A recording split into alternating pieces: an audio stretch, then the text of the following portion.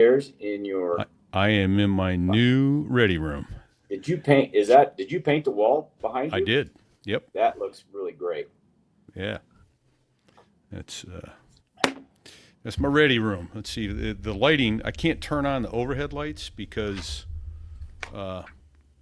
it puts a 60 hertz signal into the microphone no matter what. But Oh shit. I'm actually gonna wind up reading DC Artworks live. But that is my 2 foot bulldog patch and my wings. The DC I can Artworks. kind of see it. You're gonna have to put a lamp pointed right at it. Yeah, I know it. I know it. X-Man, Fig, nice to meet you, sir. Hi. Yes. Good to meet you. I'm sorry. If you Here can't you see go. me, I don't know why it's not. Maybe I'll try. I'll leave and come back. Yeah, we should do that. Maybe or your phone. Well, I started on my phone because I couldn't get the iPad to work. Let me Okay. try the phone. Sure. You get you have the app, right? The iOS app for StreamYard. I do. Yes, I do. Yeah. Why don't you do that and come in as a guest? You don't need to run any titles or anything. Actually, when I logged in on my phone, it already had everything there. I logged in first from my phone because I couldn't get, and then the iPad came online, so I shut the phone down. All right.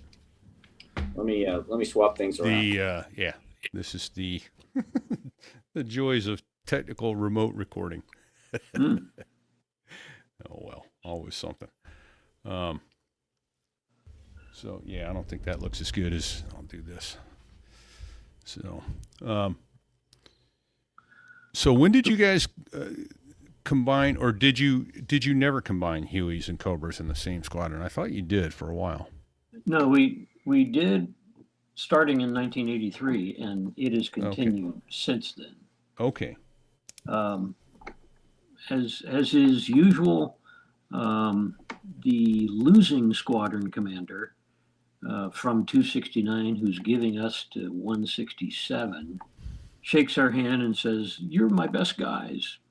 Of course, I'm keeping my best guys at 269, but like all things Marine Corps, once the plan to create a HMLA came together, they said, "This is a great plan, and oh, by the way, your aircraft are on float, and they'll be back in 6 months, but have a good time until then." So we didn't have any Cobras in Mag 26 because they didn't start with Cobras. I flew the Huey for that 6 months and the instrument check and that sort of thing. But when the aircraft came back, we went through all the usual workups, and everything was good after that. Okay. Except with the signing of a Marine Corps order that you'll have two, one HML, one HMA, we'll make an HMLA, one per group. Oh, by the way, who buys the Emerald? Because we've only got one set of those tools that are one per type aircraft. And now they're in a different mag that promises it'll let you borrow your stuff whenever you need it. All you have to do is ask nicely and requisite triplicate. You got it. All right. All right. Like I said, I promised I'm going to grab myself a Modelo real quick, and then one other thing. I'm hearing a bit of this. I don't know if you can hear it or not. Tapping on the desk. If you could be conscious of that during the show, try not to do that. And that's it. I'm going to do the Fig. I can see you. Haven't heard from you yet. Are you there? Wow. Piece of shit. Yeah. Okay. Stay in the audio mode, buddy. No sweat. Are you there? Yeah, I'm here. Okay. All right. Stay in the audio mode then, I guess. I'm going to grab a beer real quick, and then we'll kick this pig off. Make sure I gotta run all the media assets today because one producer's down in training and the other producer broke his knee this morning. So, How? Yeah, he works at NADEP at Cherry Point and slipped and fell at work And he said he heard all kinds of popping and cracking going on as he went down, and came back a little while ago and said, yeah, something's broken in there. All kinds of stuff is torn. His knee is the size of a basketball. I told him to rub some dirt on it and walk it off, but he wasn't having any of that. So You how do you guys hear me now? I got on the Wi-Fi. Is that any better? very, very good, Fig. Yeah, that's good. Let me grab I see you got a hazy. I'm gonna get my Audio and motion. And All right. What are the odds? Here we go. Give me a second. X-Man, where are you? What part of the country are you in right now? Live in Chapel Hill, North Carolina. I use RDU as the push-off point. Okay. Go in there. Actually, I think the last time I laid over in RDU, I laid over in Chapel Hill. I think they put you up downtown Hampton Inn. I don't. It was a Bonvoy property, like a Marriott or a Courtyard or a Westin. I don't remember exactly which. Well, all good around here. I like that part of the country.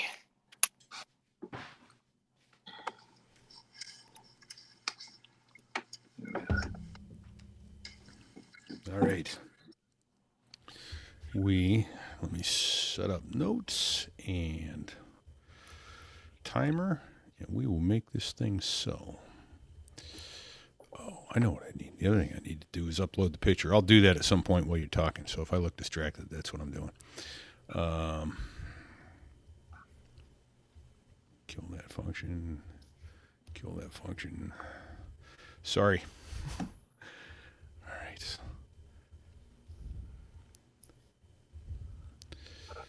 Where are notes? Is this number 117 or 217 repeat? 217, yeah. How in the hell did that happen? I know, right? In spite of our best efforts, we keep trucking along here. Is that one a week? One a week for a little over 4 years now. That's impressive. So yeah, thanks. We've stuck with it in spite of our best efforts. We've managed to pull this off.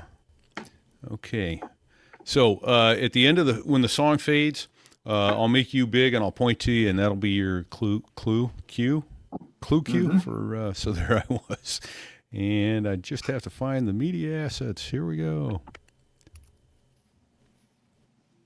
Quiet, numbskulls, I'm broadcasting.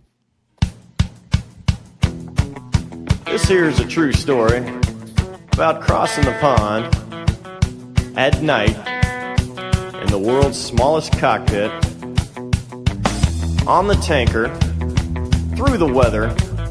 Oh, and to the tanker crew who did that, thanks a lot. We really appreciated that. I'm just kidding. No, I'm not.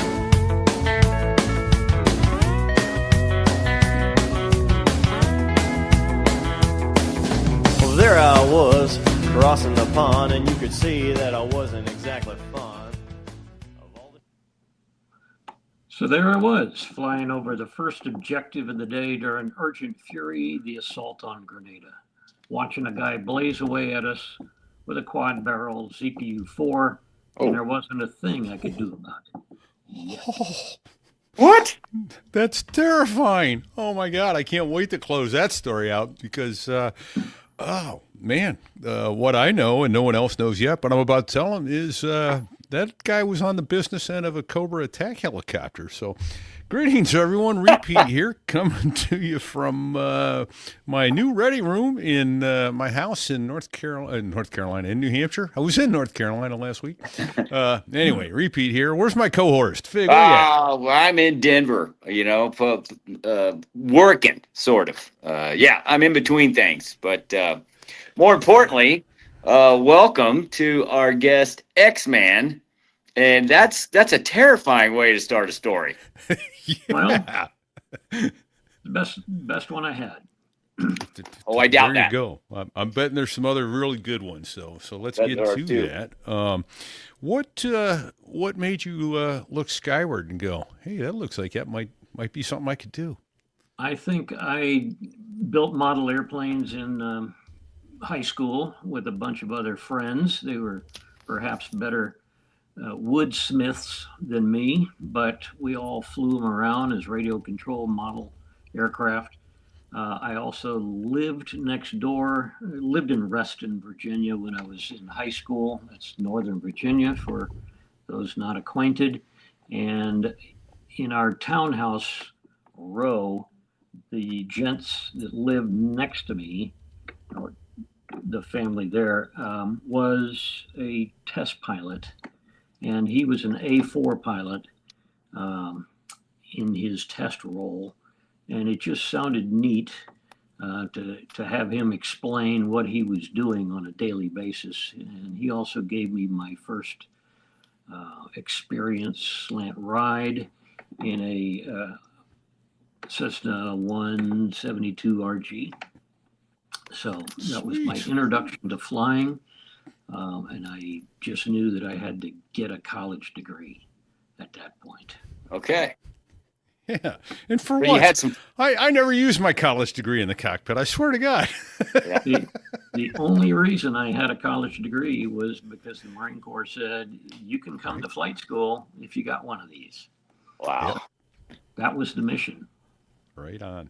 Exactly. So where'd you go to school, and what was your commissioning source then? Well, thank you, taxpayers. I went to Villanova University in our OTC program, and my claim to fame then was zero. My claim to fame now is that the Pope, the current Pope, was 2 years ahead of me as a math major at Villanova. And I was a math major, but it went right over my head. So I changed that to general science as soon as I could. I did not know the Pope at the time, but there's every reason for me to think that we passed in the hallway. All right. Absolutely. You know, if you'd have just stuck with that math, you could have turned out to be Pope. But you know, that's it. We had divergent views on what was important. Apparently, there you go. That's putting it politely, I guess, huh? Yeah. Well, also I was closer to flunking out than being the valedictorian. So, Well, you never know. The Pope might have been right there with you too. Right. I think he was fairly stellar. You know what they call the guy that finishes last in his medical school class? Doctor. Yeah. Doctor. So good enough. You got that piece of paper and off to. So you did NRTC. You still had to do Bulldog. Was that 6 weeks, 10 weeks? That was 10. 10 weeks at believe, Rupture. for us. Yeah. And well, yes, and it was eye-opening, and it convinced you that yes, you did want to fly. You didn't want to hike and carry the base plate or Right. things Right. of that ilk. But the whole experience was always, we'll call it fun, but the sergeant instructors were terrifying, as they meant themselves to be. Right. So we had a good class, and it forms lifelong bonds that you know even today. And, Right. and we go to That's right. all sorts of reunions that the guys are still there. Absolutely. Which includes, and I mentioned it yesterday when we chatted briefly on the pre-show, a gent you have flown with was a gent I met in that very same way, and he's my oldest son's godfather. So, you know, like you say, Pretty lifelong bonds, they kind of stick with you. So, Sir. fantastic. So, any funny stuff from Bulldog? Well- were you, main side, I assume? It was main side, and you would go through the Quigley special, and then someone would say, okay, stand over here, you 60 guys in a row, and use the fire hose to wash the mud off, which was equivalent to knocking you over while it must wash the mud off.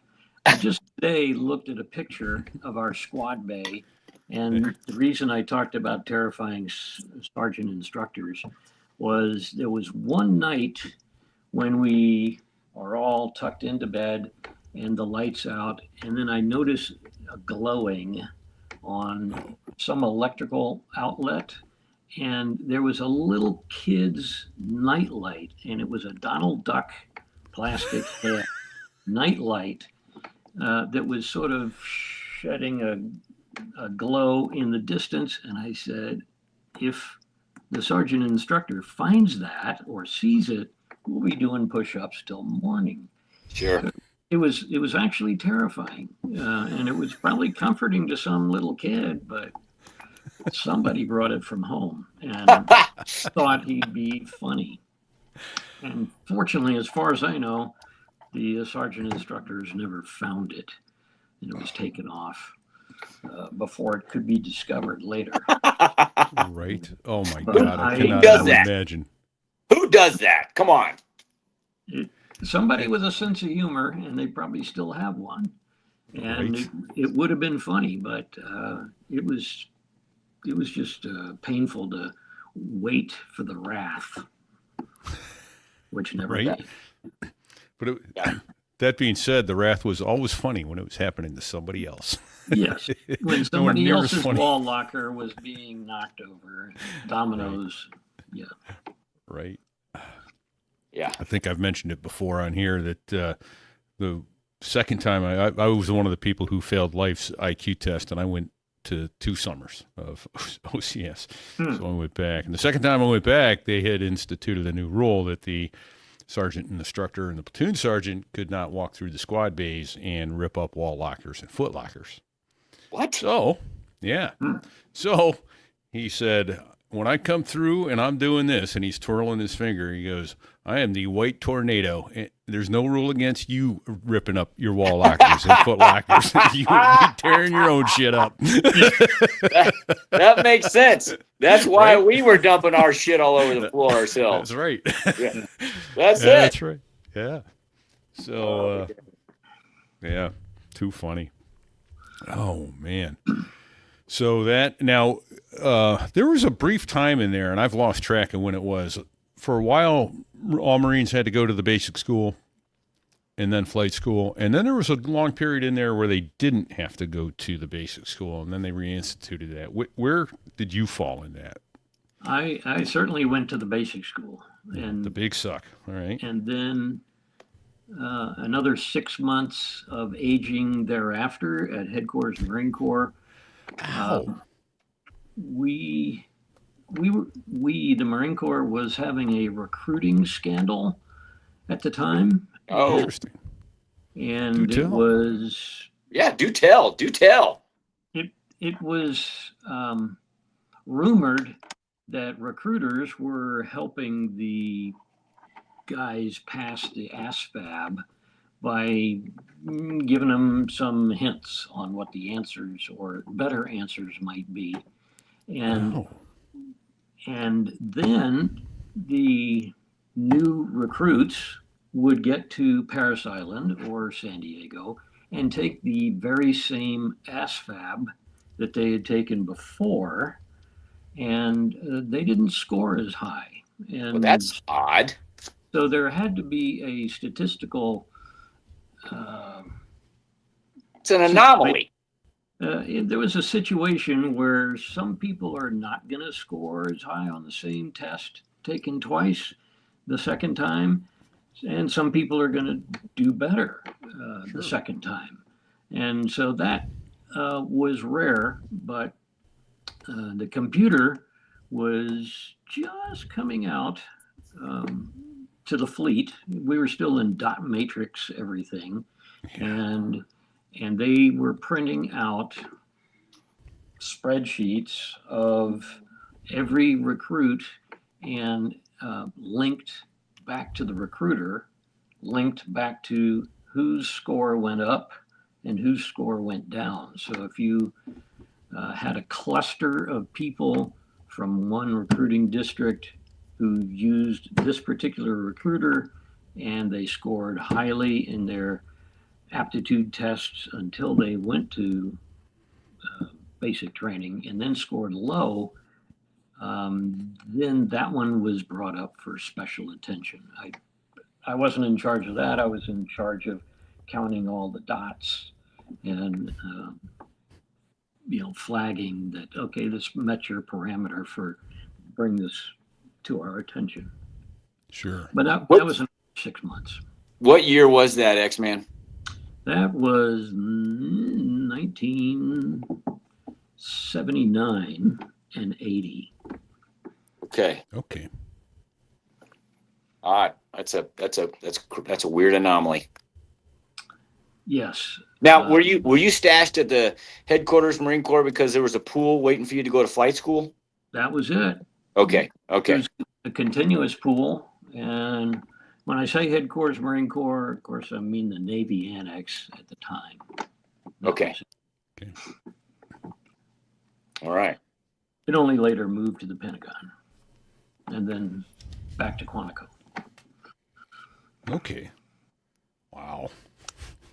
How about that? Painful. So we were All right. salivating to start school, but So when you finally got to Pensacola, did you stay there in Milton for primary, or did you? yes, Okay. yes. I was of the era where VT6 had both the T-28 and the T-34 Charlie, Oh, Yeah. okay. and without saying that we were a class, we were a big cohort of Marines that checked in, and the OPSO for the squadron said, okay, who here wants to fly the T-28? And 100%, all hands went up. Right. Because that looked like a World War II fighter, and it sounds vicious with its deep radial engine noise. Yeah. Yeah. So we Just all beat you in the volunteered. chest while it's idling. It's so Yes. cool. And he said, yeah, that happens all the time with the Marines. So here, put your name in a hat and we'll just draw out. And my name got drawn out for the T-34 Charlie, which, hearkening back to the Pope, that was divine intervention because I had 0 flight hours before I went to flight school. Oh, okay. Okay. I was the nugget, and if I had had a high and low blower and mixture and prop to play with, that would have overtasked me beyond my ability to just hang on to the tail. Fair enough. Okay. It was a good turnout. Okay. Okay. So yeah, everything happens for a reason, right? And Yeah. and that's it. I needed the help, and that was the form it came in.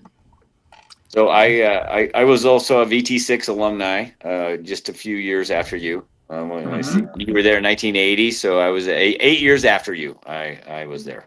Very neat. Probably flew the same damn T-34. I was impressed years later when I went back and saw how big the attitude gyro on a T-34C is. It's like a basketball. Right? And then by then I'm in the Cobra. That's a hint. And it's a thumbnail. Yeah, right. You could cover it with your thumb. Isn't that something? That was a wake up call. So did you go back as an instructor at some point? Is that what you're hinting at? No. Oh, okay. I just, whenever we do a cross country, which was part of the come back to Pensacola to show the new students what a fleet aircraft looks like. Sure, yeah. So we said, well, it was fun the first time I went, so let's go back. and then you'd see what the T-34 looked like once you knew how to fly, quote. Right. Yeah. So just out of curiosity, you said there was a big contingent of Marines that showed up at the same time you did, which, that was kind of in VT6, was it about even Marine Corps and Navy students, or when you say big Marine contingent, was it like 6 Marines all at once and the rest were Navy guys? No, I want to say we're evenly divided Navy Marine Corps, and Okay. my primary instructor was a Coast Guard plowback. Okay. So Okay. he had all of 300 or 400 hours, but was good enough to teach me, so that was fine. Um, I just mean we didn't have classes the way that we seem to have today, class 2304 or something like that. But what we had was 30 guys on one sheet of paper with their social security numbers showing up at once. And we were pretty much class E from TBS. Echo. And You were an Echo Company guy. yeah, I was an Echo Company guy. well, if you were graduating in May, that was the Yeah. program. Yeah. But what it gave me, and I had no idea what a set of orders with all those social security numbers and names was good for. But what it was good for later on was to find out how many people had either flunked out or said, I'm a drop on request, or we're still in. And you could say, Yeah. look, there we are as new guys, don't know anything. And here we are 10 years later, we're doing this, and that. So I think I still have that piece of paper around. Nice. Well, that's awesome. We're not flying anymore in the Marine Corps. So went through primary and obviously went to the HTs right there at Whiting Field, Yes, and then Cobras. the mighty H-57. Any exciting or humorous things stick out in your mind from your primary flight school experience? No, the guys that were labeled screamers, I got them, and they did in fact scream. And I had a lot of sticky notes inside the cockpit with my stuff that I'm supposed to have memorized and Breathe Right. in, breathe out. under stress. And there was once when my oxygen mask came slightly disconnected or detached. And because of my hypoxia training, I could tell that I was going to have about 2 minutes of useful consciousness and it was just going to have to check off the net. And the reason I did not pass out was that I knew if I did, the instructor would land the plane. They would pull me out of the cockpit and go, what are all these sticky notes doing around here? I cannot let that happen. So Yeah. by force of will, we stayed awake and flew the approach in and passed that. I don't know. I ever saw those before. Must have been the student before me. I got in; they were already Right. there. I don't know. Yellow sticky notes everywhere. I don't know where those came from. Yeah. Fantastic. That was my coping mechanism there. Nice. But you- All right. So you selected helicopters, Yes. and did you have any eyesight on whether you wanted to fly 53s or frogs or Cobras when you did that? I think or I was were you just I was doing fairly well in the Huey. We had the H model Huey there. You started in HT8 with the TH57, and then you moved to 18, which had the H model Huey, and I was doing pretty okay at that. And the instructor, who was an in model Huey guy, says, in the fleet we got 2 engines on these things, and they go slightly faster, but they can haul a lot more. And I thought, well, that sounds like one less learning curve that I have to ascend.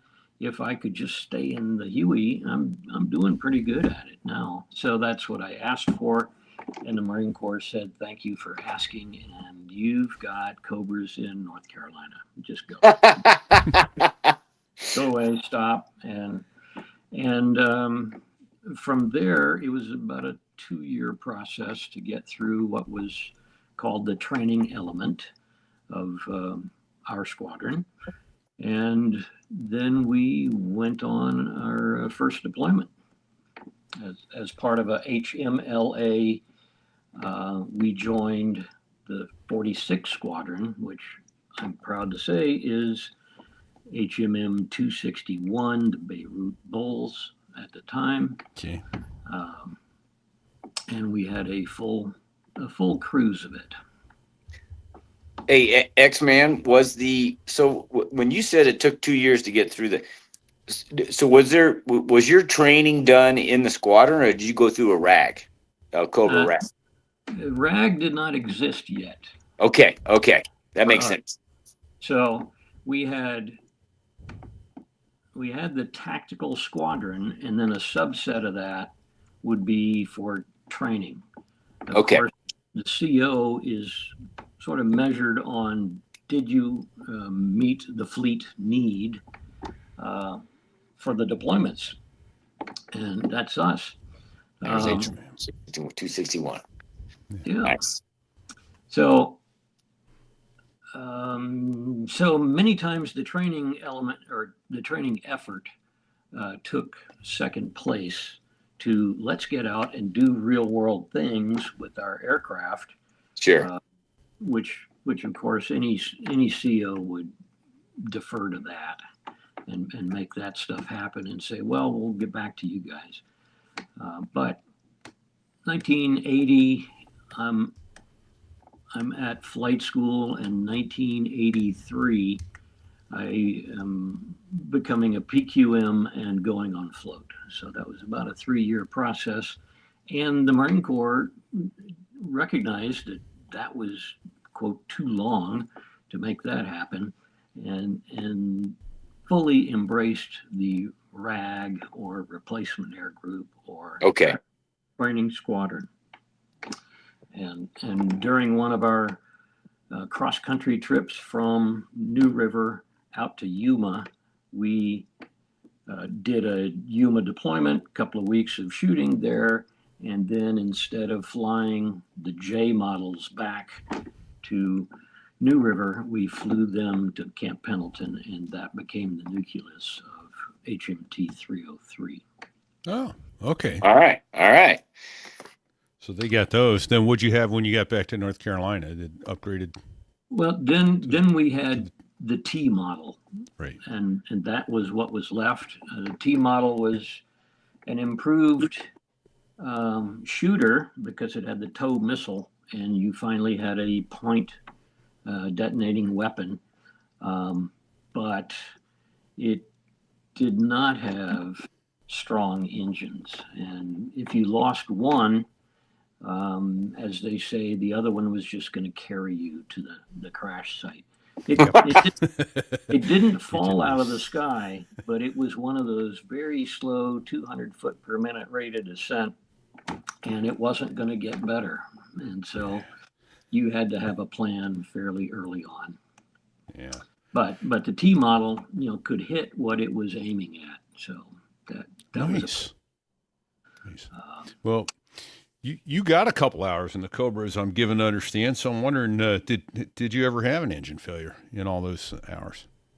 I did in the J model. Okay. At that point, I'm an instructor at 303, and the J model is twin engine, and it fortunately degraded gracefully, as we say. It didn't explode. It was just a spline on the fuel pump broke. And so there was nothing spinning in my fuel pump on one engine, and it just wound down, and we found a place on Camp Pendleton to land. No problem. That one was enough of an engine, the single engine, that it could fly around forever on one engine. So you were not as limited in your choices. Who built those power plants? Lycoming. Pratt & Whitney. General Electric.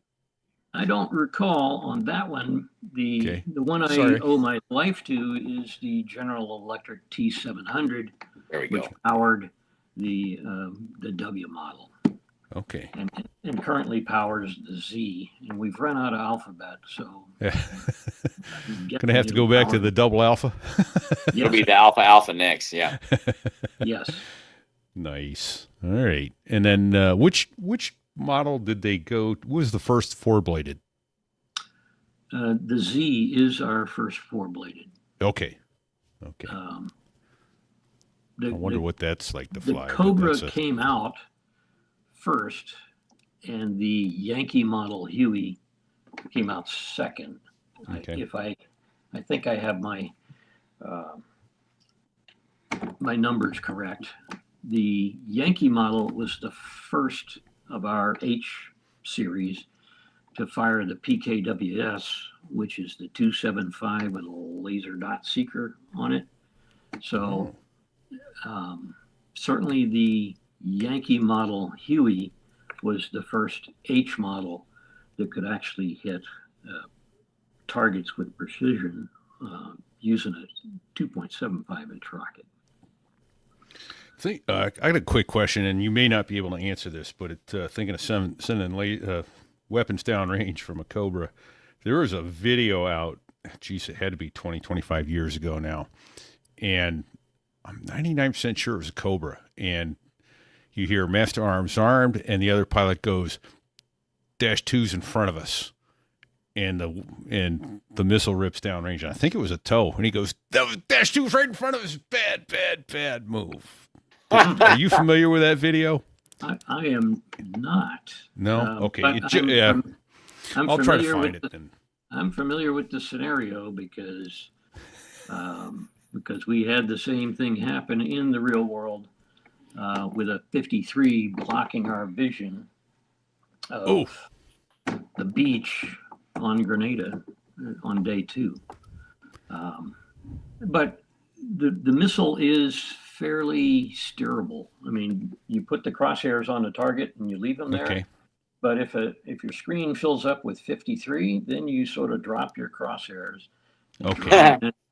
drive it into the water so that you Gotcha. can't see it. Okay. This one is a picture of, if you want me to go into it, Yeah, please, yeah. Yeah. it's day 2 at Grenada, and we have been informed that there are medical students who we neglected to pick up because we didn't know they were on this side of the island. Uh-huh. And we, being 261, are told what we've got, because that part of the island is the Army's, the U.S. Army's, as far as their area of operations. But they don't have a whole lot of aircraft there to carry guys around. And Okay. the Cubans are basically on this ridge line, we'll say, and they're surrounding that sort of white building, which is pretty much a dorm. And Okay. our CO and the Ranger Battalion CO get together, and in the space of probably half an hour, they come up with a plan to fly in 46s, the Rangers in to secure the area and get the students on board the 53s. So the first wave is going to be 46s with Rangers. The first wave leaves, give us 20 minutes, then the 53s come in, and what you can see on the left side of this picture is a 53 at maximum angle of bank, just pulling pitch to depart the area. And so that's full of students who are being rescued. There was not a student scratched or killed during this operation, which was very neat. On the right side, just at the beach line, although it may be hard to see in this particular picture, but it's a 46. It's got broken blades, because this landing zone is called NLZ let's see, with some level of optimism attached to it. It's not, it's not All big right. enough for a 46 to land on. And as the front end of the 46 is on the sand, the back end with the ramp down has got breakers rolling in the aircraft from Oh, the stern going forward. And in the moment, if you're a 46 driver and you've got breakers coming in and sort of people floating out, your grunts floating out, you say, look, I think I can get closer to that tree that's right ahead of us. And the tree, as you get closer, is bending over. And so it's bending to your will. And you're going, hey, that's great. So let me scoot up here another couple of feet. Well, what that is the rotor downwash is blowing that tree over Sure. so that your blade can go right about there Oh shit. until you lower the collective, at which point then that And then palm the tree tree, decides to straighten back up. that nice springy palm tree comes back and it breaks the blade in half. That's embarrassing. There's a good story to it. So once the blade breaks and we're out, it becomes a ordnance magnet. So they're dropping bombs, not bombs, but mortars if they could, and they're shooting at it. Rockets, And it's all got a kinds of million good shit. holes by the end of the day. So things are happening fast. The students get evacuated. Nobody's hurt. And we're back at the main airport where we dropped the Rangers. And somebody says, oh, I think we left a fire team of Rangers on the beach because we've counted noses now. And, this lettered or numbered fire team isn't here. Uh-oh. And the Ranger Battalion commander says, don't worry about it. They're Rangers. They'll figure it out. What? And what they did was hide in place until darkness, and then they low crawled in the sand over to the 46 because some guy said, I think I remember these things have rafts. And so they get the rafts out of the 46, blow them up, and they paddle back to the Ranger staging point. Oh shit. On the other side of the island. So All right, Rangers. ultimately, the squadron did provide a way out for everyone that it brought in. That's an excellent way to tie it. Put a bow tie on that. Yes. That's fantastic. Yeah, However, it is. I'm shocked that the rafts didn't have holes in it. Well, there may have been some patching and there may have been some holding, Yeah. but Wow. it all worked. That's great stuff. Hey, so while you're telling that story, and forgive me, this is just for comedic purposes only. You're the only person we've ever interviewed that was actually involved in Grenada. So obviously you had to had come in contact at some point with Gunny Highway. It was very neat to see the movie and to notice that everything that was in the tropical Grenadan lush forest was mirrored exactly in the desert of Camp Pendleton. What are the odds? What are the odds of that? It's one of those movie magic things, and then Yep. as it's going on, I'm realizing, well, they're making the movie 50 miles up the road in Hollywood, so of course they use this place. Yeah. That's funny. Sorry, I had to do that. I couldn't resist. No, he's still an icon. Yeah. That's why, that's how we learned though, Fig, in dogfighting to, do aileron rolls to get the guy off your tail. So, Or you put your speed brakes out. Yeah. Put your speed brakes out, they fly right you go by. right by you. That's right. Top Gun taught us all. That's oh, right. man. That's So right. funny. Right. Too funny. All right. So, geez, yeah, that was 1983. You'd been active duty about 3 years by then. So, Or in the fleet, yes. yeah, Yeah, in the fleet, yeah, 3 years. yeah, fleet. That's pretty awesome. And you talk about timing, because Grenada was, kind of a small operation. I'm sure you're the envy of most Cobra Yeah. squadrons that, on the West Coast Cobra squadrons that weren't involved. And I mean, there was no combat action going on during that time frame. There was a long time, but with no Well, combat. except that we were in Beirut in the peacekeeping. Well, okay, Yeah. Beirut. That bombing was in 1983. I don't know what happened. That was in the fall. The barracks got bombed in the fall, and when was Grenada in the spring? No.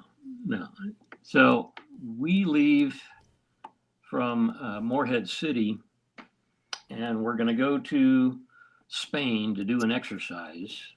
And yeah, that's the way that happens. So it's October 20th or thereabouts.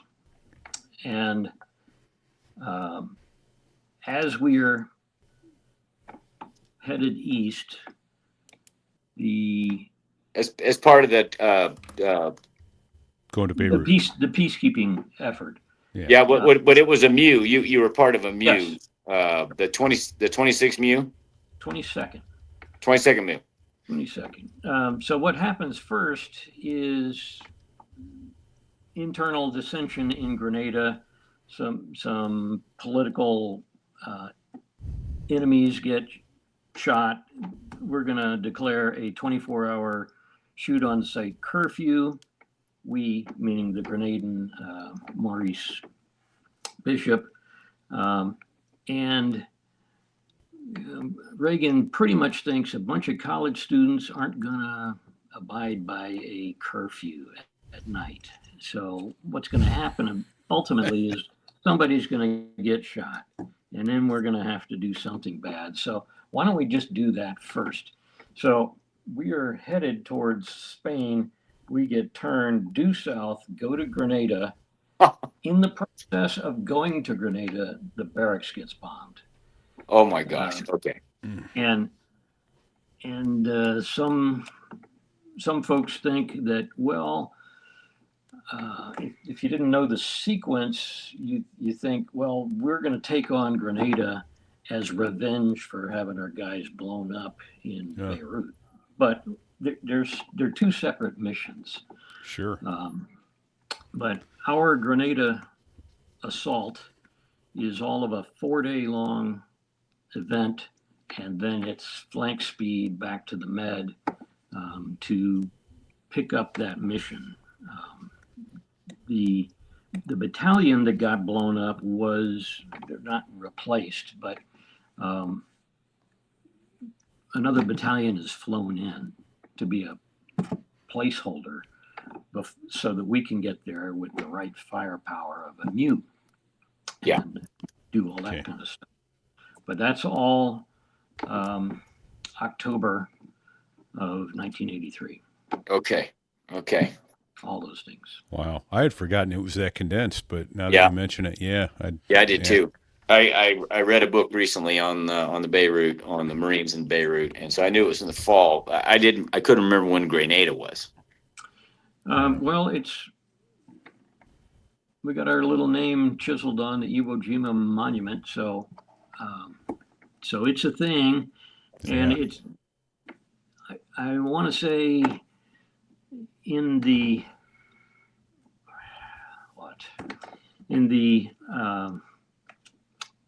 psychological benefit of having gone to Grenada, it's a win in everybody's book. We're told to go there. We're told to take this. We're told to stop that, rescue these. All of that stuff happens, and we get to say that we won one. And, Sure. and that is definitely a plus for all of our careers that had this, it all worked well. Right. We did have Yeah. some casualties, and we had them on the Cobra side, but as far as the mission went, the mission was accomplished well. Yeah, and you're right that it did seem like we had a win, and we needed a win because the whole Vietnam, which was the previous conflict, Yes. really didn't end on a high note. No. Right? That's an understatement. It wasn't a we won. No, Yeah. it never really won. It never really finished on a high note. Yeah. And I'm gonna even venture to say that when you started OCS or when you went to Bulldog, that was the tail end. I mean, that was the reformation of our modern day force from the Vietnam era. I certainly think that, and all of my flight instructors were Vietnam veterans. Yeah. That was at in the HTs as well as in the fleet squadrons. Sure. Anybody that was an instructor had been there long enough. They dipped a toe in Vietnam. So we had that's a great point because those guys are obviously had some experience in the airplane, and we had Jeff Moss on, and he flew peacetime Cobras for the most part. Now I'd say that, and then he went to Iraq, but he said that it wasn't until he started flying with you guys at the Heritage Foundation that he learned what a Cobra could really do. So I was like, whoa, the Army doesn't fly them like this. Well, they bought 1,000, and the Marine Corps had 100, and we had Wow. two different philosophies. They bought 1,000 because the Russians had so many tanks that are going to come through the Fulda Gap that we need 1,000 with tows to attract them all. And so that's the age of turf and snooping and pooping behind tree lines and ridge lines and all that kind of stuff, and being 5 to 10 feet off the trees. I didn't know until I read the Army -10, which is a NATOPS equivalent for each machine. They had a paragraph in there that prohibited running fire with tows because we're trailing wires out and they get wrapped up in the tail rotor and all that kind of stuff. It doesn't bring down the aircraft. It just looks bad. But for their tactics and the stuff they read and took to heart, they were single firing position, crank off the tow, 21 seconds later, then you can move. And that was not a constraint on the Marine Corps. We fired on the move, and you could start your turn. You couldn't yank it because you didn't want to foul your wire, but you could start your turn away while the missile was still going straight. You're looking through a 13-power gyro-stabilized front seat sight, and it's also the reason that no matter how inexperienced you were no less likely to throw up by looking at a gyro-stabilized world while the aircraft is in fact in a turn. So your body is saying, "Hey, I think we're turning here," and your eyes are saying, "Nope, everything's right with the world." Oh, geez. And you just almost instantly get sick. And that was new guys, experienced guys, doesn't matter, happened equally. Interesting. But it was just, again, two different philosophies and two different missions. On the Marine Corps side, we used Cobras to escort the 46s, and the Army was not big on, we're going to use some of our attack assets and be fighter escort for these big guys that are interesting. In. It just was not part of the syllabus. It On the Marine Corps, it was. Yeah, it's amazing how the different branches of our military operate the same machines, and we operate them so differently. Yes, and the Army bought them first, and so they're the lead service, and they bought so many, they were the lead service. Yeah, So that's a all lot of of our birds. tactics manuals, have Army origins. It's just later in the day when somebody says, yeah, our mission is East Germany. Keep those guys out of the Fulda Gap. And then on the Marine Corps side, why don't you keep on going to the Pacific? And oh, by the way, could you give us some news on standby? Because we like to be able to show up first with a lot of firepower. Nice. Nice. Back to Grenada briefly, and then I guess Beirut as well. Did you send any ordnance downrange in Beirut?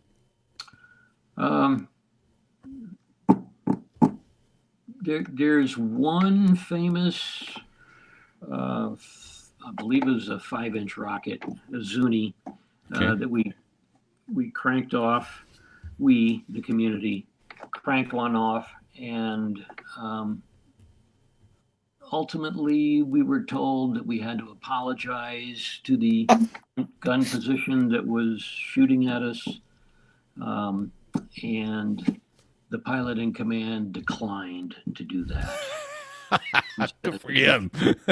If you want this to be a national news story, I can make it a national news story, but I am not going to apologize for returning fire. And there were bullet holes in the tail boom.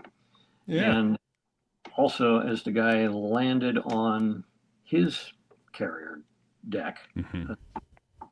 helicopter carrier, as you roll the throttle off, that tail rotor drive shaft, if it's got a hole right in the middle of it, that's sort of a point of torsion, and that's when that ripped off. The fact that it didn't depart over the city is another divine intervention. Yeah. Wow. No kidding. Holy fook. But we were still in the proportionate. You need to know what caliber somebody was shooting at you so that you could shoot like or lesser. You gotta be God. shitting me. And on that apartment complex, identify the window that it came out of. Oh, wow. So basically, the rules of engagement were a tad too restrictive to use, and we were not part of any frontal assaults or anything like that. That blows my mind. That We were a lot of we medevac. put your handcuffs on behind your back and said, "Go fly this airplane." Oh, That really blows my mind. I'm shocked. I had no idea that our ROE was that restrictive in yeah. that environment. Hands behind your back. Okay, let's fight. Yes. Yeah. Wow. Wow. F me. That's heartbreaking. It is. We would run up 3 flights of stairs in the hatches and man up, launch. We got cleared in, but by the time we got to shore, which was all of 5 miles offshore, Okay. by the time we got to shore, missions canceled. So I Wow. can't have shot anything in Beirut. Our gunners on the sides of the 46s may have returned to fire a couple of times, but no big flashy action. Was that a 6-month deployment, X-Man? Yes, it was. Okay. Wow. Wow. So how many years did your Marine Corps career cover? Ultimately, I believe 26. Goes from 1979 to 2006. Nice. Some Some active duty, some SMCR, 1 weekend a month reservist, some active reserve, which is the full-time guy at the reserve squadron, making stuff happen. Okay. And then about 3 times as a retiree, recalled to active duty during Iraqi freedom. How? Oh, I've always heard about guys getting called back to active duty in retirement. How in the hell does that work? I don't even understand that. Okay, so first you tell your boss that, hey, this is an involuntary activation. I gotta go. It's the government telling me, and that's what you also tell the wife. And on the other end, you tell the squadron or the group or headquarters Marine Corps that's looking for people. You go, please, there's combat going on. I hear the sound of the bullets. Let me go. Yeah. Yeah. Yeah. And that's how it's done. All right. Amazing. All right. Well, geez, we've been going at this 50 minutes already, so I need to take a moment here and chat about our sponsor, DC Artworks. So here's a live read for you, Derek. So, as Bill O'Reilly would say, Evan, we're doing it live. So there I was, trying to figure out what was missing from my space, and then it hit me. Not a painting, not a print, not something I'd seen 1,000 times before. Steel. Custom steel. My steel. That's what DCArtworks.net does. If you've got a wall, a hangar, a bar, a man cave, a squadron space, a boardroom, or honestly any surface that deserves more than a target run, just stop. Go to DCArtworks.net right now. Our sponsor is American-made, veteran-owned, and built around one simple idea. Your imagination is the only limit. Derek Combs is the man behind the metal, and what he does isn't decoration, it's fabrication. Precision, laser-cut, hardened steel, hand-finished, built to last, and built to impress. And boy, does it ever impress. But here's what separates DC Artworks from every other metal shop you've ever scrolled past. Derek's work is custom, almost entirely. You don't pick from a catalog and settle. You commission. You describe it. He builds it. Logos, call signs, squadron crests, business branding, anniversary pieces, one-of-a-kind gifts. If you can picture it, Derek can cut it. And the quality? People don't walk past his stuff. These pieces are amazing. People walk up to them. They touch them. They ask questions. That's the Derek Combs standard. The design library at DCArtworks.net is there to get your wheels turning, but the real magic starts when you hit that contact button and tell him what you want, because the thing on your wall shouldn't exist anywhere else in the world. And with Derek, it won't. He's also a military GPC vendor, one of the most competitive price points in the business, and with bulk and repeat discounts on top of that. And for our listeners, the code STIW gets you 20% off every order, every time, forever, even if something's already on sale. So that's at DCArtworks.net. Every order, forever. Now, that's not a promo. That's a handshake deal. Go to DCArtworks.net, browse long enough to get inspired, and then contact Derek and tell him what you're thinking. Your only constraint is your imagination, and knowing Derek, he'll probably make it even better than you pictured. DCArtworks.net, code STIW, 20% off always. And thanks to DCArtworks.net for sponsoring this episode. All right.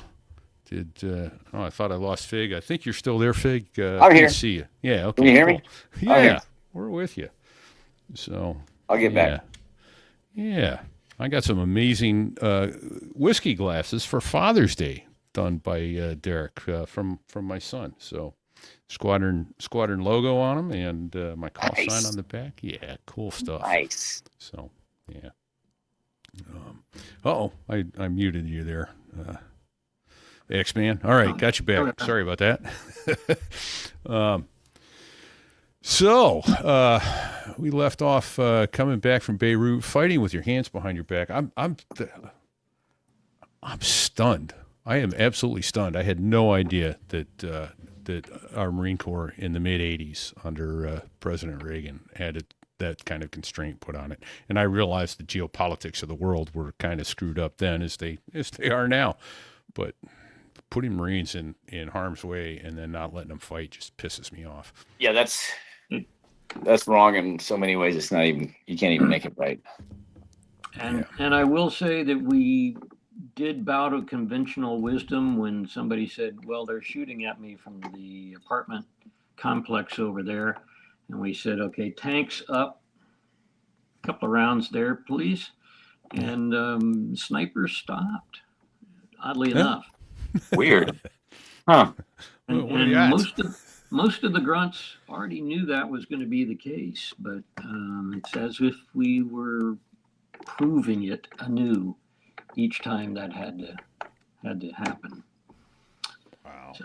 Isn't that amazing? Yeah. What I stepped off briefly, and Fig may have been asking you that already. Do you have a total number at the end of your Cobra logbooks? Oh, I didn't ask that yet. Oh, okay. I actually don't know what it is. It's in the 5,800, 5,900 hour vicinity. What is amazing, since you've had Jeff Moss on here, is that the Army Aviation Heritage Foundation, which does assault demonstrations at air shows. We just finished our biggest show of the year, which is in Dayton last week. I'm still logging AH1 time. That's awesome. In a logbook. And That's fantastic. I wouldn't have thought that was possible, but there it is. Right? It's not an hours builder, but I'm not trying for that. But it is phenomenal to just be able to keep it on. There you go. That is pretty cool. Do you mind if I ask your age? 69. 69. All right. 69 and still cranking time in an AH1. When you were in the reserves, did you happen to serve with Grover? Call sign Grover? Oh, yes. Ha! You know, Oh, he's shit. a Okay. he's a former squadron mate of ours in the VMA 223. Donnie is. Matter of fact, we saw him a couple of weeks ago at the Sundown. At the Sundown. Yeah. One of my more memorable trips from the war on drugs, which is basically us visiting all these nice Caribbean islands in a T-700 powered W model Cobra, in my case, and flying over the treetops at 10 or more feet. It's a phenomenal way to sightsee. But anyway, I'm there on one island of Dominica, and the sun goes down, and I'm flying with Don. He's in the back. He's pilot in command because I think he's the CO at that point. And it's just darkness to another island. But it was a wonderful time. And he and I had some excellent flights over Dominica and Grenada. We went back. How about that? And that's the other point I'm supposed to remember about Grenada. Not only was it a quote win by our definition, but the 25th of October each year is their Thanksgiving Day. They didn't have a Thanksgiving Day, and after the action, they said, let's have a Thanksgiving Day, and it'll be the day we were liberated. and that'll be the 25th of October each year. And Oh, so that's pretty cool. the Grenadans themselves think of that as a great thing. That's my That's fantastic. Yeah, that's outstanding. that's my I data didn't point, know that. Grenada. I wouldn't have either, but there they are. Well, can we close the loop on the so there I was opening story before, because I'm dying to know. Yes. He was shooting at you, and you're not allowed to shoot back. Or So Well, so you're right. Yeah, could you set that up again? Because after you said it, my palms started sweating and I kind of forgot. right. So we have two objectives. There are two runways on our part of Grenada. We've got Pearls, which is our objective. And from the night before, we have some intel that there's a hill mass with a gun emplacement on the top of it overlooking the runway.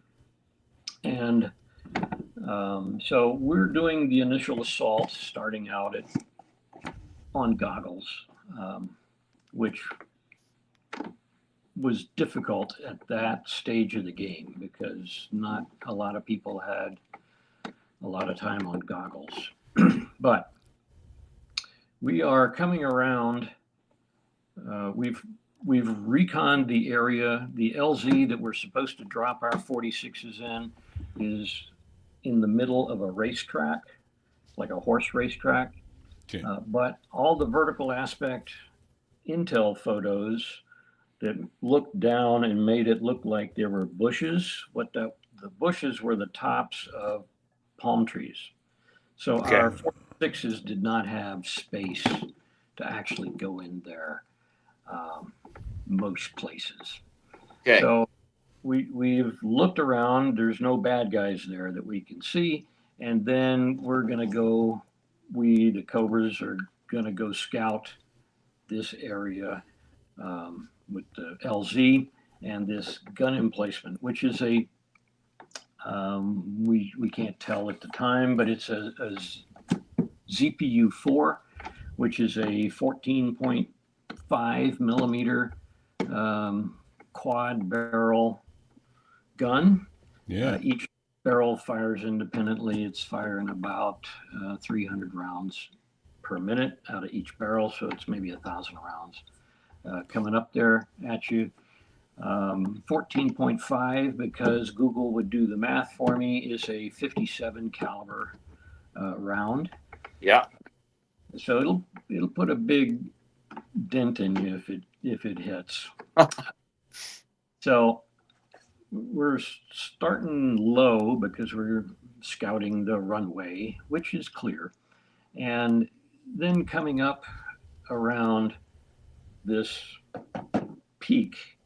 And as I can see the bad guy and the four barrels just smoking as stuff is coming out the front and stuff is coming out the back, it's all smoking at us, but the tactics of a helicopter are such that if I'm looking at the target through my rotor system, I actually can't shoot it because our gun doesn't elevate into the rotor arc. Well, that's probably a good thing. That's Engineers were thinking good about that. It's one of those things we practiced all the time. We would call it a wagon wheel, which is just us being on the outside of a turn. And we would tell ourselves, go slow, because the faster you do a circle, the more angle of bank you got. And pretty soon you're looking at the bad guy through your own rotor system and you can't suppress anything. right. And that was instantly repeated and memorable. And okay, we're not going to do that anymore. So we pull off and come around, and I line up because I was in the lead aircraft, Cobra, doing the escort mission. I pull the trigger on our 20 millimeter gun. I get 3 rounds, and that's when it jams. Oh, jeez. The sprockets aren't aligned correctly or whatever it is, but it's got Man. 3 rounds. Boop. I do have 40 2 3/4 inch rockets on the wings, and the only reason I know that I brought 38 of them back is no, I fired 38 is because I counted all the ones that were still left. There you go. They're electrically fired and lit off, and we pressed the buttons as many times as the rockets would take, and there weren't any more rockets that were going to come off. Nice. Outstanding. On that one. I will say after that first one, we are shooting a 2 3/4 inch rocket that has a 10. Let's see. It's got a flighty rocket to it. Okay. It doesn't weigh a whole lot. It's got fins on the back. Like an arrow out of a bow and arrow, the fins are going to align it into the relative wind. And the first thing that the rocket hits coming out of the tube is the downwash from a helicopter. Well, of course it does. Yeah. Flight. So it elevates. Up, and it just sort of corkscrews around until we got to the Mark 66 motor many years later. That one we felt was sort of point of aim, point of impact, and a vast improvement over what we had. But I was disappointed as I was about even with this guy, watching a rocket go up and over, and then I noticed, there's a hotel back there. So I hadn't noticed that it was that populated. And I said, okay, guys, delete shooting west and let's get into a clover leaf, which is the other directions, and we'll suppress. And the guy ran off, and apparently our grunts, having taken the runway that we were supposed to take, hike up the hill. They see a little blood trail, and they say, hey, this is a nice 4-barrel gun, and we'll just work it into our own defensive position. And so the gun that started the day as bad guy was a good guy for us. That's awesome. Nice. That's awesome.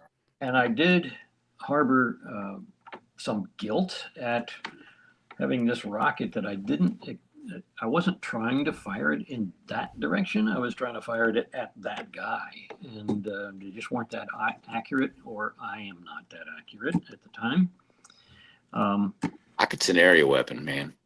It is. And that's been a saving grace for my ego for years. Oh, yeah. That we couldn't hit anything. Now, with the PKWS, That's what awesome. you're aiming at is what you're hitting. That's pretty awesome too. Yeah. That's what the folks tell me. Fortunately, like I said, it's about a 4-day event. We do a mission on Carico, which is an island right next door, and then we go off to the Med. En route to the Med, one of the air officers for the battalion, he's on the same ship because we're all the same MEU. And I'm just in the wardroom as this guy is talking about, I went over to this hotel where somebody had shot a rocket, and I go, hey, that's me. So what did it look like? You know, I expected the hotel facade to have been reduced to rubble. And he said, well, it sort of looked like a rock band had had a hard night at the hotel. And, you know, the sofa was messed up, and the pillows were thrown around, and I think a lamp was knocked over. And I'm going, well. So Joe Walsh stayed there the night before. Well, I was hoping for a little more bang for the buck, but Right. in this case, I'm glad that nobody was hurt. And Right. He was. So Wow. that was the end of my day one, plus or minus some more reconnaissance around the around the island. But I did not have another shooting episode that first day.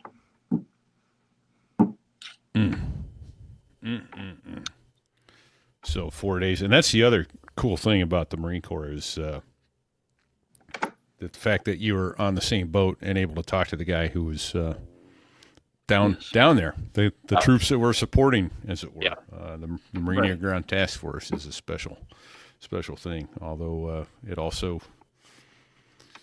is annoying in the sense of fact tours and that sort of thing. But because all you wanted to do was fly, and I think you were pretty fortunate in that regard. You spent a vast majority of your career in the cockpit. Had a lot of time in the cockpit, but again, it was because I was trading between active side and reserves. Nice. And that kept me in the Well cockpit. played, sir.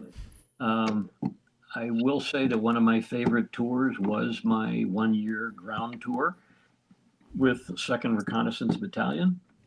Oh, okay. At Camp Lejeune, right on Yeah. the beach. It was a wonderful place, and we, in the course of a year, we had 100 frags or missions that we carried out. And from that, it was easy math when I realized 12 of them were canceled for weather on the East Coast. And so that made 88 that came off, doing versions of spy rig, fast rope, para ops, Sure. soft duck, which is kicking that rubber boat out in the case of the Huey, the side door, or in the 46, just push them down the rollers. I once picked up a Huey NATOPS manual, and I'm reading what the missions are, and one of them was aerial wire laying. And I said, I have never seen or heard of anybody laying wire by air. So we wrote the frag and sent it over to my squadron pals, and we got the spools of wire, and we just ran it for a mile, but by air. So it was excellent to play with, and we also got to go to 29 Palms and have the ground guys, my lance corporals, be the FAC that said cleared hot for an F-18 to roll in on the targets. That's awesome. At the time, there was again some friction with, but if this bomb goes in the wrong position, we want to hang an officer. It's not something we want to, slap hands on our enlisted guys. And we said, but their job is to walk out from under the artillery fan, and ultimately they are the ones there that are going to have to do that. Call in close air support. Sure. It takes until Iraqi freedom, but that is in fact how we ended that campaign, with the right guys doing the right call and making it work. So I like to have been a small stepping stone in that progression of how we got from only the air officer can call in a close air mission to the guys that need to call it, they need to practice, and that's fantastic. Actually, I think that's yeah. That was a very. You want PFCs to be able to put air on target. You got it. Yeah. Wow. Very cool. All right. Well, I hate to say that I'm afraid we're coming to the end of our ability to spend any more time together tonight. I hope you'd consider coming back with us. We've had an absolute ball, and I know you've got a lot more in 26 years of flying and being a Marine officer that we'd love to share some more with you if you could do it. Wonderful. Yeah. I've got some stories of the shipboard ops off the Bonhomme Richard. Yeah, I want to hear that. before man. before it gets burned up. Yeah. And then a couple of LPDs, our favorite little ship. Right. Can you tell you what? Can you tease us with one off the Bonhomme Richard, and then we'll wrap it up, land the plane. Okay, so we are doing the post-commissioning. The commissioning is in Pensacola. Its home port is going to be, I think it was Long Beach, if it wasn't San Diego. Okay. At the time.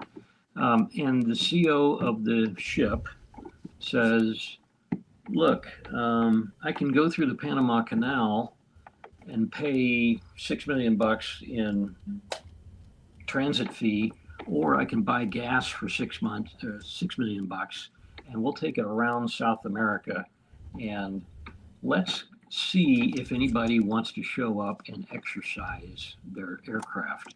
And so a naval message goes out. Hey, does anybody want to get on the boat? Which, of course, any active duty unit is going to say, no, we're already gone as much or more Right. as. What are you, nuts? as That's like we, practicing can bleeding. be. But they got me reading this naval message going, Bonhomme Richard, what a great name, what great history. And oh, by the way, the thing is built for 1,800 Marines. There's no water hours because we're going to take 30 mechanics and 4 aircraft and go around South America. This is going to be great. And it was. It was until on a 300-foot overcast day, they send me up to 1,000, and then they turned off the radio. Nice. Well, you know, who's your friend? Who's your buddy? There's, Nice. yeah. How'd you get out of that? Okay. So the reveal there is if you are the engineering officer on that ship that has just been built in Pascagoula, Mississippi, and it's out on its first time underway, is aside from some shakedown trials. Sea trial. You, the engineering officer, have never had to call Pryfly to ask them, oh, by the way, are you doing flight ops? Because I'm going to throw this of course not. switch and simulate a complete electrical failure in the Pryfly. So all the radios go off, all the radar goes off, and all the lights go off, and I'm now at 1,000 MS. I'm at 1,000. I am IFR. I know that land is 400 miles east, but that's not a big help because I only got 200 miles worth of gas, and nobody is talking to us. And I'm guessing the water below is cold. It probably was. A 200-mile swim doesn't matter whether the water's cold or not. Holy shit. Hey, boss in the Pryfly, put in another quarter if you want more electricity, huh? That's it. Right. Well, it was, Right. it was practice to them. They just hadn't done a phone tree kind of. Do we need to call all these people now that we own this aircraft? Or this Right? ship? What does that matter? Oh, Yeah. too funny. Too funny. Well, fantastic. Yeah, well, we'd love to have you back, and soon. This more great stories flying off the boat, and like I say, I know you got a lot more in Iraq, and I've got to assume some in Afghanistan as well. I did not go to Afghanistan. Oh, okay, No. all right. Lucky you. So, Yes, Yeah. but Yeah.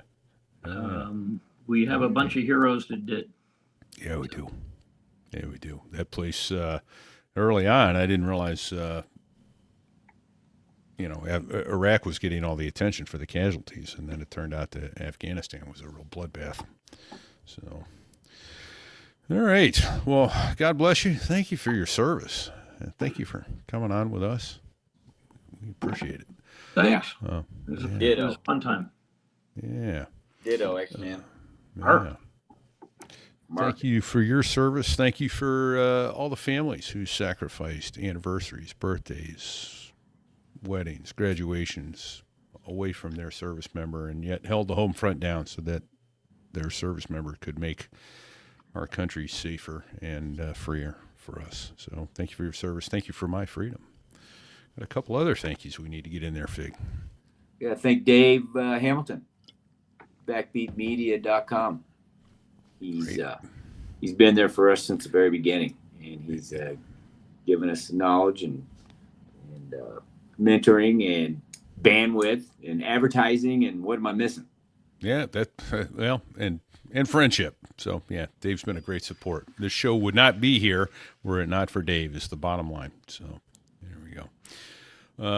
We've got to thank the folks over at SolariWaves.us/Patreon who have lost all sense of financial responsibility.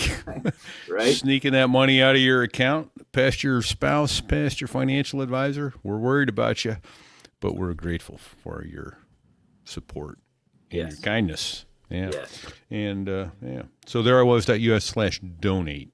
We have Donor Box, Patreon, and Venmo. Venmo gives us a bigger cut. So if you ever get the chance to do that, Venmo also works very well for us.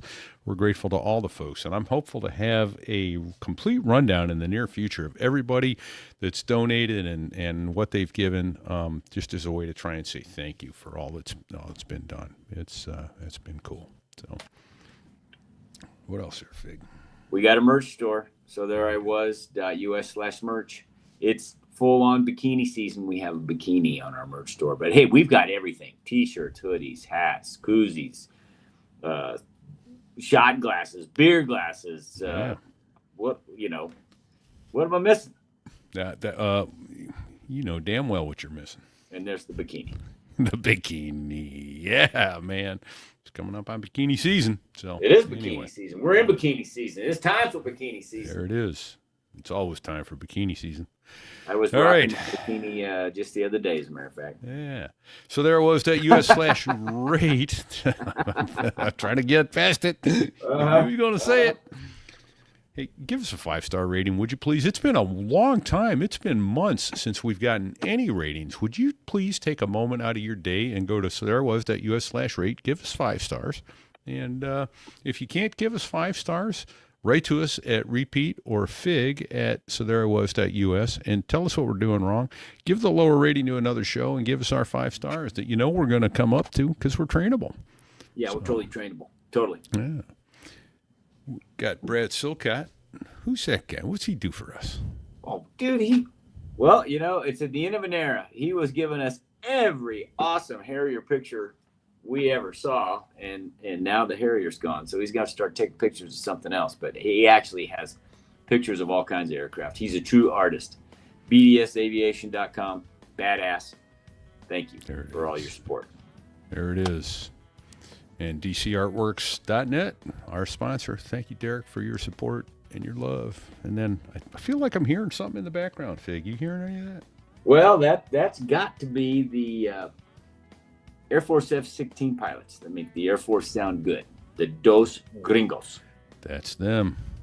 And in that picture that I have on the web, video portion of the show, Bago put a picture of their Bogey Dope whiskey. Oh, shit. Yeah. Right on their album cover. He photoshopped that in. Prayers out to Bago. He goobered up his left knee pretty bad today. Things are broken in there, torn, popped, and snapped, and all that stuff. I told him to put some dirt on it and walk it off, and he said, there's shit that's broken, and his knee's the size of a basketball. So, love and prayers out to you, Bago. Sorry you couldn't be here with us tonight. Hope you're on the mend soon, my brother. Hang in there, Bago. Yeah. So, I don't know. Any advice for our listeners until next week, Fig? Well, in X-Man's theme, don't sit on the collective. Yeah, don't even lean on it. Don't do it.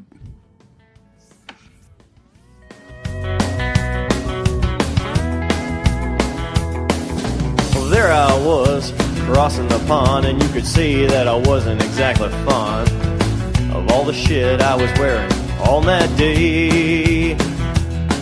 Now an F-16 is cramped enough, but it's even worse with all that stuff supposed to save your life. But we knew there was no way.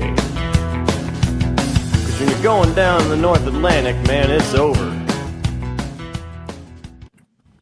Hold on, Fig. What'd he say? He said it's over. Okay, that's a lawsuit. All right. We're out. All right, everybody. Thank you so much for being with us. Diz, Badass, appreciate you. There were a bunch of people in here tonight, and I didn't even see who all they were. So thank you very much for joining us. We appreciate it. Hate to do it to you, but I have to end the stream here so we can get our things uploaded. Between me dropping off and Fig dropping off a couple times, it's going to be a nightmare editing this back together. But we'll make it so. Good luck. Take care, everybody. And if you'll stay with us, please, X-Man.